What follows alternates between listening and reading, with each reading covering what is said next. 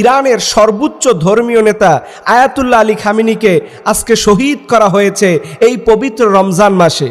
আমরা ওনার জন্য মন ভরে আল্লাহর কাছে দোয়া করি, সবাই বলি ইন্না লিল্লাহি ওয়া ইন্না ইলাইহি রাজিউন। এখন প্রশ্ন হলো দুইটা, কেন তারা এই রমজানে ইরানের উপরে আক্রমণ চালালো এবং সেখানে তাদের সর্বোচ্চ নেতাকে শহীদ করা হলো? এর এক নাম্বার কারণ হচ্ছে, আপনারা জানেন গত কয়েক মাস আগে পৃথিবীর ইতিহাসের সবচেয়ে নিকৃষ্ট ফাইল এপস্টিন ফাইলের কুকীর্তি, এই কেলেঙ্কারি গোটা বিশ্বের মানুষের সামনে এই জালিমদের চরিত্র ফুটে উঠেছে। সেই বিষয়কে তারা ধামাচাপা দেওয়ার জন্যই, সেটাকে লক্ষ্য করে তারা ইরানের সর্বোচ্চ নেতাকে দুনিয়া থেকে বিদায় করে দিয়েছে। তারা মনে করেছে আর মনে হয় আয়াতুল্লাহ আলী খামেনি আসবে না। মনে রাখবেন, আয়াতুল্লাহ আল খামেনি কিন্তু একজন ছিলেন না, এর আগেও ছিলেন, শহীদ হয়েছেন।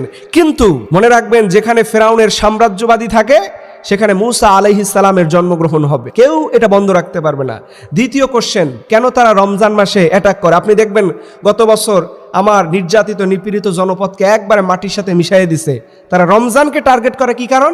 তারা মনে করে যে রমজানে মুসলমান রোজা রাখে তো শরীর দুর্বল। না, রমজানে মুসলমানরা দুর্বল হয় না। বদরের প্রান্তে 313 জন মুজাহিদরা তোমাদের জালিমদের মসনদকে ভেঙে দিয়েছিল। এই জাতি হচ্ছে মুসলমান। আমরা রমজানে কাবু হই না, ক্লান্ত হই না। আমাদের ইমানি চেতনা আমাদের সব সময় খেয়ে থাকলেও জাগ্রত থাকে, না খেয়ে থাকলেও জাগ্রত থাকে। সো এই ধুমকি দামকি দিও না।